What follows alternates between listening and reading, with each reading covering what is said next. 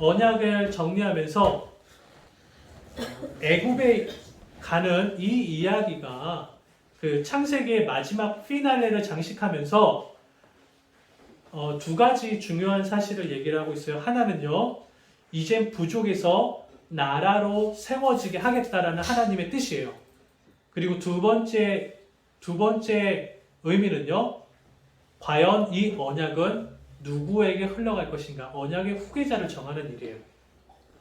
자, 다음 페이지. 자, 언약의 후계자. 과연 누가 언약의 후계자가 돼야 될까? 자, 야곱은 몇 명의 아들이 있었죠? 12명. 자, 12명의 아들 중에 누가 장자, 언약의 후계자가 돼야 될까요? 여러분 생각에. 첫째가 르우벤이에요. 근데 야곱이 사랑했던 진짜 아들은 누구예요? 요셉이에요. 자, 과연 누가 언약의 후계자가 돼야 되냐? 그게 오늘 읽은 성경 말씀 야곱의 축복에서 나옵니다. 자, 야곱의 축복 이야기를 정리해서 다음 표를 한번 볼게요. 자, 야곱은요, 이제 자녀들을 축복하는데, 자, 르우벤에게는 뭐라고 축복하냐면요, 야, 너는, 자, 야곱이 축복할 때 특징이 있어요. 축복을 하는 거는 그 사람이, 그 아들들이 평소 어떻게 살았는지를 보고 축복을 했다는 거예요. 자, 그래서 르우벤에 대해서 축복할 때 이럽니다. 야, 너는 끓는 물 같다. 이 성미가 불 같아. 욕정을 참을 수 없어. 하필이면 너가 내 첩 비라하고 동침을 하냐? 너는 장자인데도 너는 장자가 될 수 없다. 그러면서 장자에서 버려버려요. 자, 르우벤이 장자권에서 물려났어요. 그럼 누가 장자가 돼야 돼요? 시므온이 돼야 되죠. 자, 근데 시므온하고 레위는 뭐라 그러냐면 너희는 잔해하는 칼이다. 아주 잔인한 칼이야. 라고 얘기해요. 왜 그랬냐면 야곱이 바단 아람에서 가나안으로 돌아왔을 때 처음으로 정착한 돈 주고 산 땅이 어디냐면 세겜이에요. 이 세겜에서 이제 좀 잘해봐야지라고 생각했는데 그때 이제 불행한 일이 일어나죠. 동생 디나 동생이 납치당해요. 근데 그 납치당하는 걸 구하러 가려고 시므온하고 레위가 속여가지고 세겜 땅의 남자들 다 죽여버려요. 그리고 그 일을 인해서 주변의 가나안 사람들이 야곱을 죽이려고, 이 야곱은 위험한 사람이야, 막 죽이려고 하는 그런 그 상황이 된 거예요. 그때 야곱이 내가 너희 때문에 가나안 사람들의 미움을 삼는다 라고 얘기를 했어요. 그 일이 떠나지 않는 거예요. 시므온하고 레위는 항상 생각하는 게 악하다. 저들의 모의에 상관하지 마라. 너희는 잔인한 칼이다. 이렇게 얘기를 해요. 자, 그러면 시므온, 레위 장자권에서 물러났어요. 누가 장자가 돼야 돼요? 유다로 넘어왔죠. 자, 유다는 뭐라고 하냐면 넌 사자 새끼야. 그래. 너는 암사자 같고 숫자자 같고 그래. 자, 너에게서 규가 떠나지 않는 거. 규는요 이제 왕의 의미예요. 홀, 지팡이가 떠나지 않는, 너가 이제 나라를 다스릴 거야. 그 이야기를 합니다. 근데 유다는요 아주 재미난 게 있어요. 창세기 38장 37장에서 요셉이 애굽으로 팔려가잖아요. 17살에. 그때 형제들이 요셉에게 했던 얘기를 기억했어요. 야, 요셉 죽여버릴까? 아니야. 그냥 구덩이에 파뜨려. 그 얘기를 마음에 담아서 이때 집을 떠나요. 38장이 되면 가출을 합니다. 집 아버지를 떠나서 혼자 이제 가정을 꾸려요. 근데 어떤 사람하고 가정을 꾸리죠? 가나안 여자. 네, 야곱은 그렇게 얘기를 하진 않았는데 유다는 가나안 여자하고 결혼을 합니다. 그리고 3명의 아들을 낳고 그리고 며느리를 얻어요. 다말이라는 며느리. 자, 이 이야기를 통해서 하나님께 또 범죄를 하죠. 유다가. 유다는 38장에 나오는 유다의 모습만 보면 결코 믿음이 좋다 이렇게 얘기를 못해요. 좀 어떻게 장자로서 장자의 축복을 받을 사람이 이런 어리석은 행동을 했을까라고 생각할 정도로 실망스러운 일이 있었는데 이 일을 야곱이 알아요 몰라요? 야곱이 없을 때 가출했잖아요. 야곱은 그 이야기를 뭐 안 들었을 수 있어요. 근데 그렇다 할지라도 야곱이 봤을 때는 유다는 항상 올바른 사람이었어요.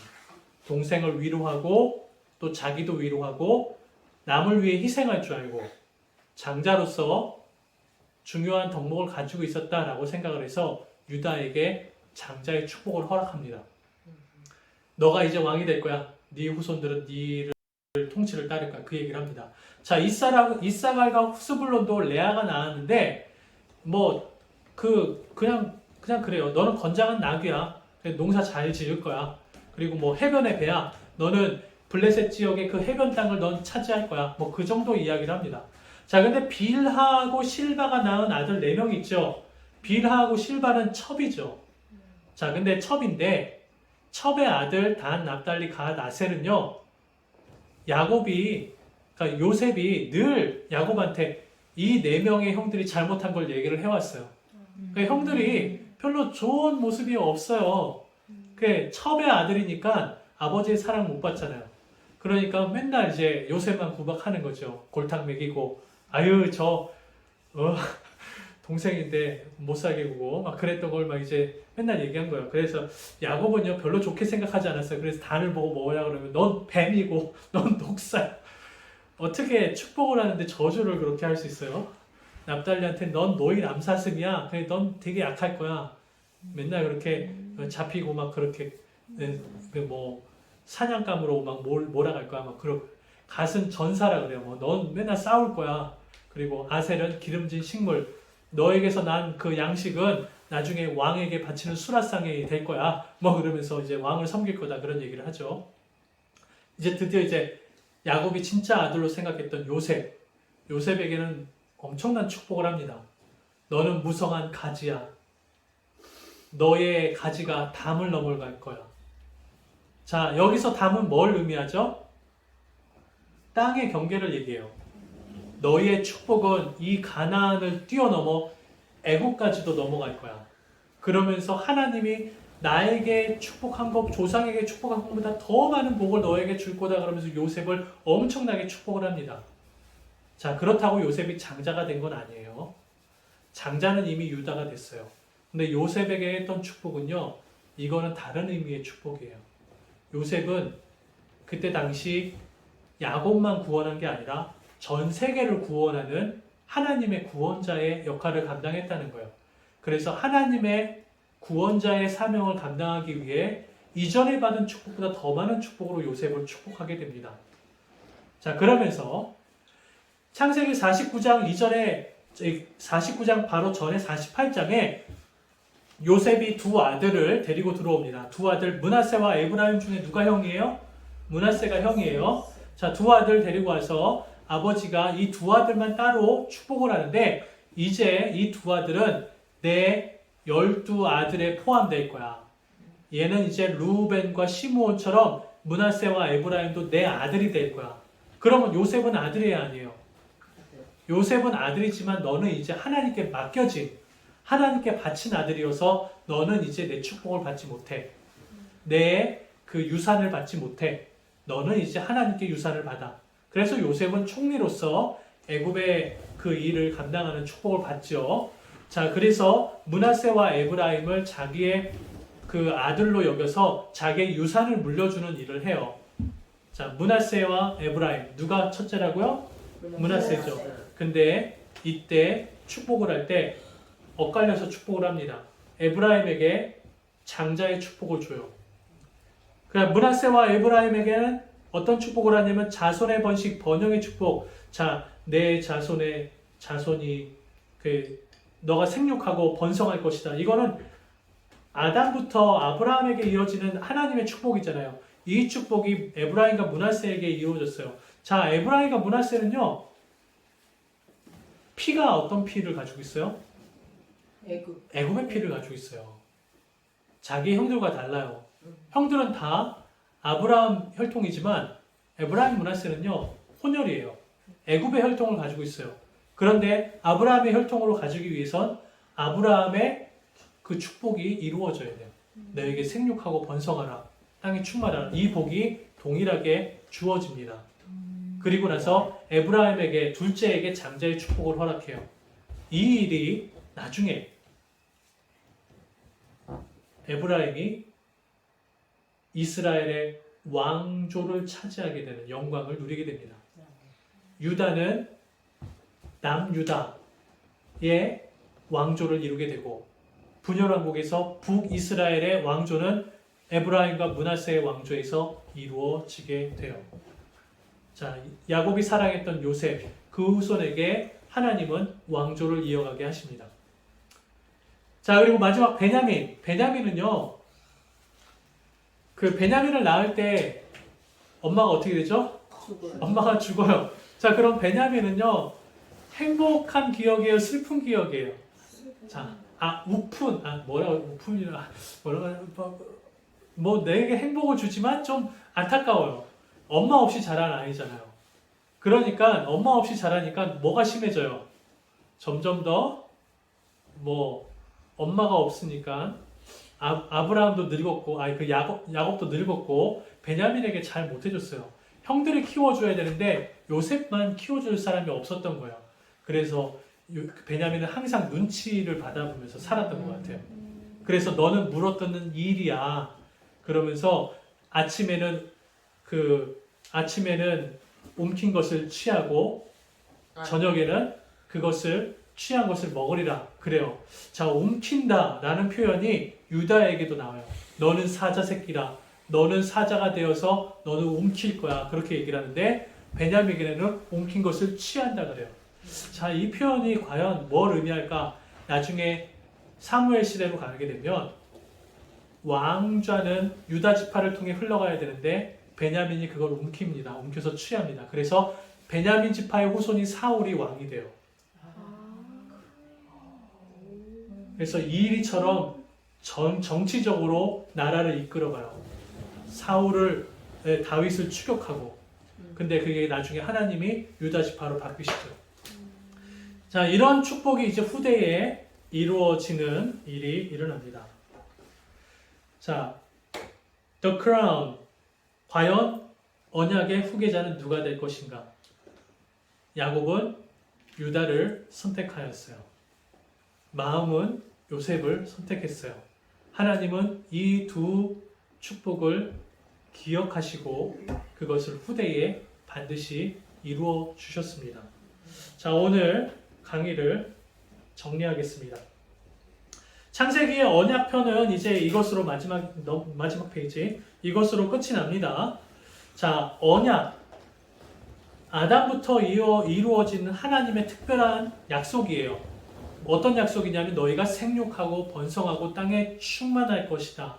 그리고 가나안 땅에 아브라함 민족을 통해서 하나님은 세상을 이끌어 가신다. 라는 그런 세계 경영의 약속을 하셨다는 거예요. 근데 이 창세기 마지막을 보면서 하나님은 언약을 이루시기 위해 한 세 가지를 반드시 행하시는 것을 보게 됩니다. 첫 번째, 하나님은요, 세계 역사를 주관해 가세요. 가나안의 역사, 아브라함의 역사뿐만이 아니라 야곱과 요셉이 애굽으로 이주하는 것까지도 예상을 하셔서 애굽의 역사를 미리 준비시켜 놨다는 거예요. 왕의 그 상황이 어렵게 되어지고 누군가의 도움을 반드시 받아야 되게 하고 세계의 극심한 가뭄과 흉년을 통하여서 그 이스라엘과 그 요셉이 하나님의 축복을 받고 있다는 사실을 보여주셨다는 거예요. 하나님은 언약을 이루시기 위해 세계 역사를 주관해 나가십니다. 그래서 오늘날의 이 코비드의 상황도 우리는 그냥 쉽게 흔하게 일어나는 일이라고 보면 안 된다는 거예요. 어느 인류 누구도 해결할 수 없고 대항할 수 없는 이런 일들은 요셉 시대에 경험했던 7년 대홍수와 같은 동급의 상황이라는 거예요.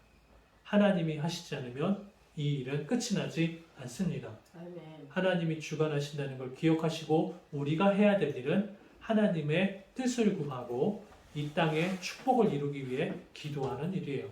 두 번째, 하나님은 언약을 이루시기 위해 구원자를 미리 예비해 주세요. 하나님은요, 세상에 하나님의 거룩한 백성이 점점 많아져서 그 죄와 죽음에서 벗어나서 하나님의 생명의 복으로 나아가길 원하시는 게 하나님의 언약의 최종적인 목적이에요.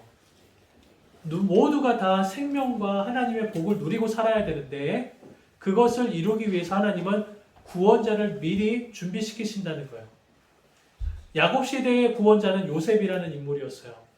야곱에게서는 사랑하는 아들이었지만 그 사랑하는 아들을 하나님께서 취하시고 구원자로 희생을 시키셔서 결국에는 야곱을 그 백성을 구원하게 하십니다.